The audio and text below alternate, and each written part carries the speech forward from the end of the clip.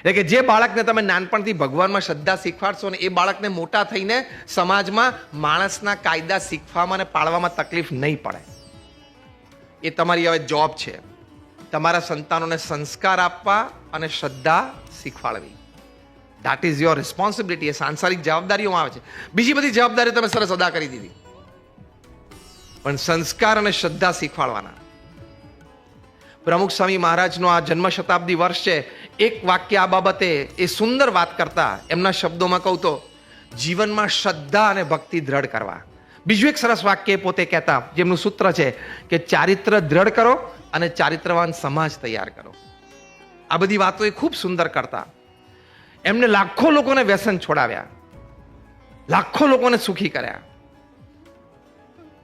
તો એ આપણી સાંસારિક જવાબદારી છે.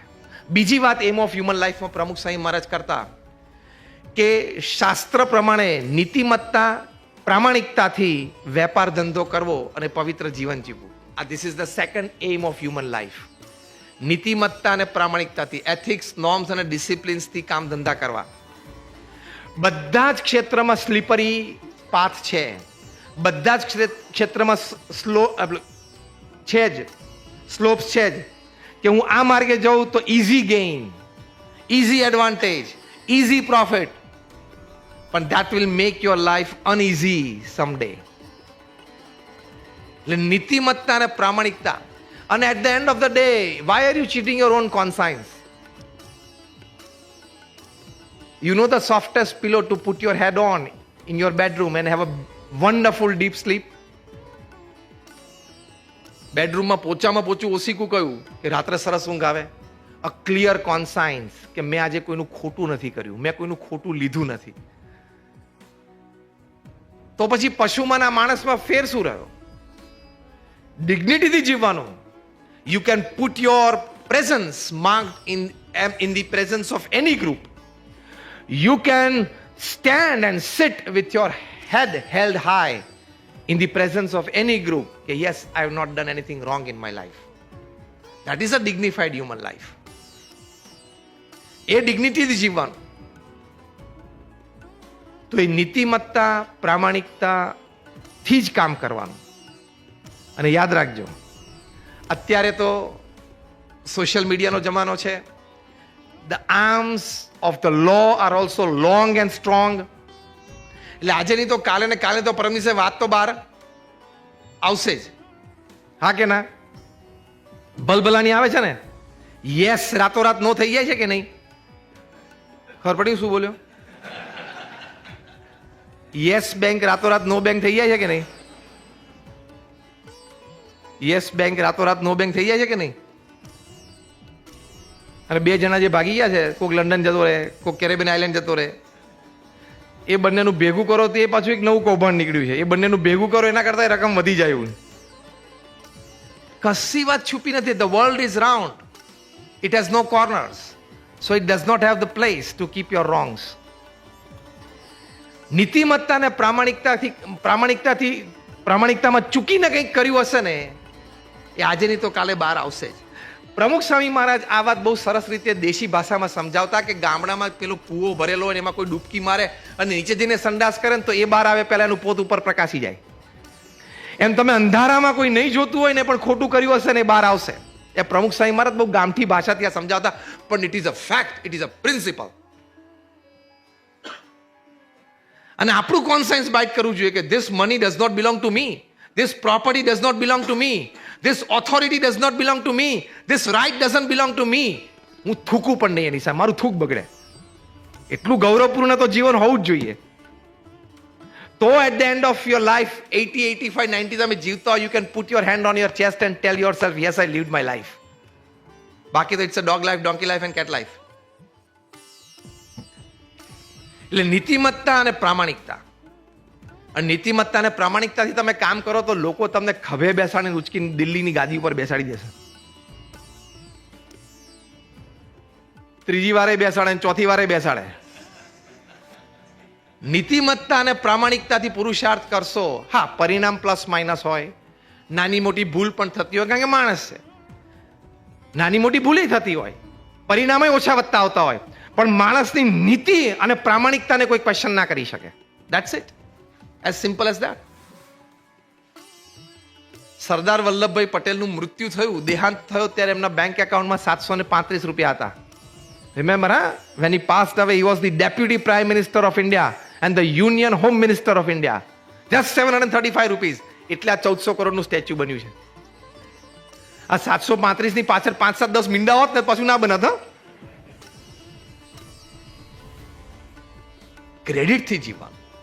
પ્રમુખ સ્વામી મહારાજને અમેરિકામાં નોરાહોલ કાઉન્ટીમાં એના મેયર જેમ્સ લેમ્બર્ટીએ કી ટુ ધ સિટી આપી. ફર્સ્ટ ટાઈમ પ્રમુખ સ્વામી મહારાજે કાઉન્ટીમાં જતા હતા. અમારા વડીલ સંત પૂજ્ય વિવેક સાગર સાહેબ પૂછ્યું કે તમે તો પ્રમુખ સ્વામીને પહેલી વાર મળો છો, તમે તો એમને કોઈ દિવસ એમના વિશે કંઈ જાણ્યું નહીં, વાંચ્યું નહીં હોય. જેમ્સ લેમ્બર્ટીએ કીધું you are right, I am meeting him for the first time and I have not read much about him. તો કે તમે કી ટુ ધ સિટી, એટલે શહેરનું આટલું મોટું સન્માન એને આપવાની વાત તમે કરો છો, આટલો મોટો કાર્યક્રમ આયોજન કર્યો. ત્યારે જેમ્સ લેમ્બર્ટીએ બહુ સરસ વાત કરી કે અમે છે ને તમારા સ્વામિનારાયણના ફોલોવર્સ અમારા કાઉન્ટીમાં 15 ફેમિલી રહે છે. એ લોકો કોઈ દિવસ ઓવર સ્પીડિંગમાં એને ટિકિટ નથી મળી. એ લોકો કોઈ ડોમેસ્ટિક વાયોલન્સમાં એ ક્યાંય કેસ ચાલતો નથી. ત્રીજું, નેબરહુડમાં ક્યાંય એ લોકોના ઝઘડા નથી. ચોથું, પ્રોપર્ટી ડિસ્પ્યુટ ક્યાંય નથી. પાંચમું, એ લોકો ઉપર કે એ લોકો તરફથી કોઈની ઉપર કોર્ટ કેસીસ નથી ચાલતા. છઠ્ઠું, જ્યારે કમ્યુનિટીને જરૂર પડી ત્યારે કમ્યુનિટી સર્વિસમાં એ લોકો શ્રદ્ધાથી આગળ આવ્યા છે. હમણાં ઉક્રેન ક્રાઇસિસ શરૂ થયું, પ્રાઇમ મિનિસ્ટર નરેન્દ્રભાઈ મોદીએ અમારા વરિષ્ઠ સંત પૂજ્ય બ્રહ્મવિહારી સ્વામીને ફોન કર્યો કે સ્વામી આ BAPSના વોલેન્ટિયર્સથી તમે એક સર્વિસીસ ચાલુ કરો. એટલે પૂજ્ય બ્રહ્મવિહારી સ્વામી, જે હમણાં તમે કહ્યું ને અહીંયા આ ઓકેઝન 2014માં આવી ગયેલા, એમણે બધું મોબિલાઇઝ કર્યું, સ્વયંસેવકો, રિસોર્સિસ, અને we started meals there four Indian students, Indians અને બધા માટે, even citizens of our adjoining countries, આપણી આજુબાજુ જે અત્યારે છે એ બધાના સ્ટુડન્ટ્સ બધા માટે. અને ત્યાં બધાને મીલ્સ પ્રોવાઈડ કર્યા. પ્લસ બધાની કંઈ બીજી નાની મોટી વ્યવસ્થા હોય, શેલ્ટર હોમ્સની વ્યવસ્થા હોય, તો આપણા પરિચિતો હોય, બીજા ઇન્ડિયન્સ હોય, એના ઘરોમાં વ્યવસ્થા હોય તો ત્યાં 2-4 જણાને મોકલીએ. આ બધું જ BAPSના વોલેન્ટિયર્સે કર્યું. એટલે આ બધું જોઈને જેમ્સ લેમ્બર્ટીએ કીધું કે we decided to give the key to the city to him. શું ક્રેડિટ કહેવાય! તમને ઓળખ્યા જાણ્યા વગર તમને કોઈ મોટો એવોર્ડ આપતું હોય તો એ નીતિમત્તા અને પ્રામાણિકતા. પ્રમુખ સ્વામી મહારાજને એક વખત કોઈ પ્રશ્ન પૂછ્યો કે તમને તમારા કયો વિચાર તમારા મનમાં હંમેશા રહે છે? પ્રમુખ સ્વામી મહારાજે પૂછ્યું, જે વિચાર મને ક્યારેય નથી આવ્યો હું કહું, and that was more interesting. પ્રમુખ સ્વામી મહારાજે કહ્યું કે કોઈનું પણ અહિત થાય ને એવો વિચાર મને જીવનમાં ક્યારેય નથી આવ્યો. That is a ડિગ્નિફાઈડ life. એટલે જન્મ શતાબ્દી મહોત્સવ 750 એકર ઉપર ઉજવાય અને આપણે નાની કેક હોય આવડી, ભૂલથી 100 જીવી જઈએ તો. સમાજ એમને એમ નથી. 150 ખેડૂતોની ખાલી એક જ મીટિંગ થઈ અને કે આ જમીનો ઉપર અમારે પ્રમુખ સ્વામી મહારાજનો શતાબ્દી મહોત્સવ ઉજવવો છે અને તમારે કદાચ એકાદ પાક જાય તો અમે તમને રિમ્બર્સ કરશું. 150 ખેડૂતોએ એક અવાજે બોલ્યા કે પ્રમુખ સ્વામી મહારાજનો શતાબ્દી મહોત્સવ છે ને, ટેક ધ લેન્ડ, અને અમારે રિમ્બર્સમેન્ટ પણ નથી જોઈતું. What a credit! નાનામાં નાના માણસના હૃદયમાં ક્રેડિટ હોવી કેવી લાઈફ કહેવાય. એટલે નીતિમત્તા અને પ્રામાણિકતાને સાથે શું કીધું? પવિત્ર જીવન. I mean to the last phase of my talk. મને 45 મિનિટ્સ કીધેલું, 50 મિનિટ્સ કીધેલું, આઈ એમ ટચિંગ 50. એટલે પવિત્ર જીવન, એમાં પહેલી મોટી વાત છે વ્યસન. તમારામાંથી કોઈ તમાકુ, કોઈ સિગરેટ, લીકર કંઈક હશે, ઓકેઝનલ હશે, સોશિયલ હશે, પણ સમજવાનું it is injurious to your health. Cigarette ઉપર લખે છે cigarette smoking is injurious to your health. આ પ્રમુખ સ્વામી મહારાજનો એમના જીવનકાળ દરમિયાન એક પ્રાઇમ પ્રોજેક્ટ હતો પવિત્રતા જીવનમાં અને સમાજમાં. એટલે એમના જન્મ શતાબ્દી અમને યાદ કરીને તમને કહું છું. A cigar has fire at one end and a fool at the other. ફૂલ એટલે ગુલાબ નહીં સમજવાનું, હા? Is a fool at the other. મૂરખ છો તમે કે તમે સિગરેટ પીવો છો ને તમાકુ ખાઓ છો. તમે એવા પણ જોયા હશે ને અમે પણ જોયા છે, 50 વર્ષથી રોજ 50 સિગરેટ પીતા હોય ને હજી જીવતા હોય ને તમારી સામે જ ફરતા હોય. અને એવા પણ જોયા છે કે 2 જ વર્ષના સ્મોકિંગમાં અને 2-5 સિગરેટ પીતો તો એને કેન્સર લાગી જાય. આમાં આખામાં તમારી બ્લડની રિએક્શન સિસ્ટમ શું છે તમને ક્યાં ખબર છે? જે દિવસે કેન્સર લાગી જશે ને દિવસે રોતા નહીં આવડ્યા. Every day 2000 people in India They lose their life because of tobacco related cancers. અહીંયા તમે કોઈક બેઠા હોય અને ટબેકો હોય તો તમે છોડી દેજો. આ તમારા સારા માટે અમે વાત કરી છે, અમને કોઈ સ્વાર્થ નથી. અને જે ખાતા હોય એની પર હું જાહેરમાં આક્ષેપ મૂકું છું. તમારી ઈચ્છા હોય ને પરવાનગી હોય તો હું એ આક્ષેપ મૂકી દઉં અહીંયા પણ. જે તમાકુ લેતા હોય એની પર એક આક્ષેપ મૂકું છું. હાથ ઊંચા કરો તો આક્ષેપ મૂકું. હું ગભરાય છે બધા હાથ ઊંચો કરતા, જો ને. તમે તમાકુ મોઢામાં મૂકો છો કે દારૂનો ઘૂંટડો મોઢામાં મૂકો છો તો મારો તમારી ઉપર એ આક્ષેપ છે કે તમને તમારા પરિવાર માટે પ્રેમ જ નથી. તમને તમારી પત્ની માટે કોઈ પ્રેમ નથી, તમારા સંતાનો માટે પ્રેમ નથી. તમને ખબર છે કે આનાથી કેન્સર થઈ શકે છે, દારૂ પીવાથી લીવર સિરોસિસ થઈ શકે છે, you can lose your life. તમને ખબર છે છતાં તમે લો છો. That means your subconscious mind is telling you કે ભલે મારી પત્ની વિધવા થઈ જાય, આઈ ડોન્ટ કેર. ભલે મારા સંતાનો બાપ વગરના થઈ જાય, આઈ ડોન્ટ કેર. મને આ પડીકી અને આ ઘૂંટડો વધારે વાલો છે.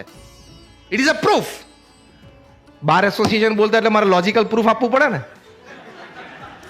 બાર એસોસિએશન બેઠા એટલે મારે લોજિકલ પ્રૂફ આપવું પડે કે you don't love your family if you are addicted to any kind of this એડિક્શન્સ.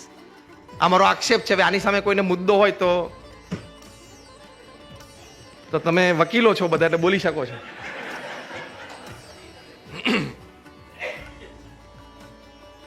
તમે ત્યાં ચરોતરમાં જજો. અમે તો ત્યાં ભણ્યા વલ્લભ વિદ્યાનગરમાં. ચરોતરમાં ખેડામાં બધા તમાકુના ખેતરો છે. દુનિયાનો એકમાત્ર કેશ ક્રોપ કે જેને વાડ નથી, ફેન્સ નથી. ખબર છે કેમ? ગધેડું પણ અંદર મોઢું નાખતું નથી.